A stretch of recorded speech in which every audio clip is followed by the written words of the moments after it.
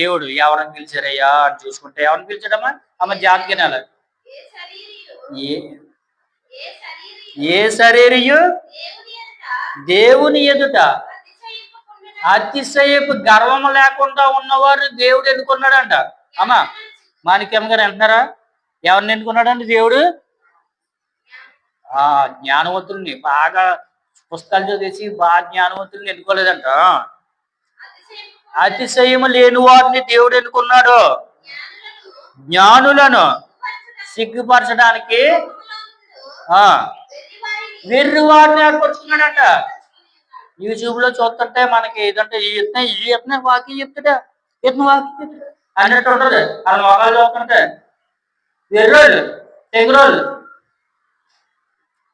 పిచ్చోళ్ళలాగా ఉంటారు. వాళ్ళని దేవుడు ఏర్పరచుకున్నాడు. జ్ఞానవంతుల్ని ఏర్పరచుకోలేడు దేవుడు.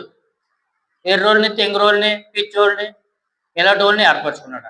తర్వాత బలవంతులైన వారిని సిగ్గుపరచడానికి లోకములో బలహీనులైన వారిని అమ్మా ఎన్ని రోజులాగా ఉంటాడు.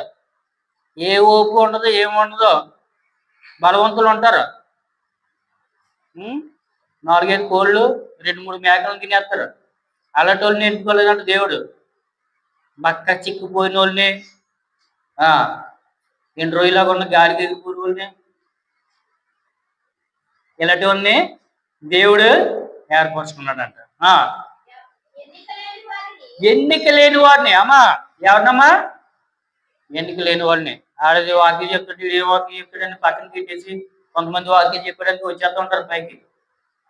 ఆయన చూసినాడే వీడికి గౌరవం చెప్పడం ఏంటి, వీడికి నమస్కారం చెప్పడం ఏంటి అని పక్క నుండి పోతూ ఉంటారు. పాపం అయ్యగారు పొందాలండి అని చెప్తుంటాడు. ఎర్రోడు కదా, తెంగరోడు కదా. వీడు ఎవరికి చెప్తాడు? గొర్రెలకి, బలవంతులకి చెప్తూ ఉంటాడు.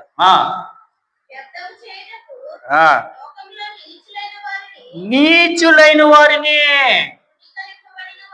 తృణీకరింపబడిన వారిని ఎన్నుకుంటాడు దేవుడు. ఎన్నిక లేని వారిని ఎన్నుకుంటాడు. నీచులంట, నీచమ్మా నీచులంటే దేవుళ్ళు రాకముందు 10 మందిని పొడి చేసిన వాళ్ళని, వ్యభిచారం చేసిన వాళ్ళని, నరహంతకుల్ని, దొంగతనం చేసిన వాళ్ళని, పనికిమాలిన వాళ్ళని, గుట్టకాలు వేసుకున్న వాళ్ళని, సారా తాగేసిన వాళ్ళని, సిగరెట్ బాగా కాల్చి అనేసి మళ్ళా ప్రభు చేత ఎన్నుకోబడి స్వస్థత పడిన వారిని దేవుడు ఎన్నుకుంటాడు. నీచులంట, అసహ్యమైన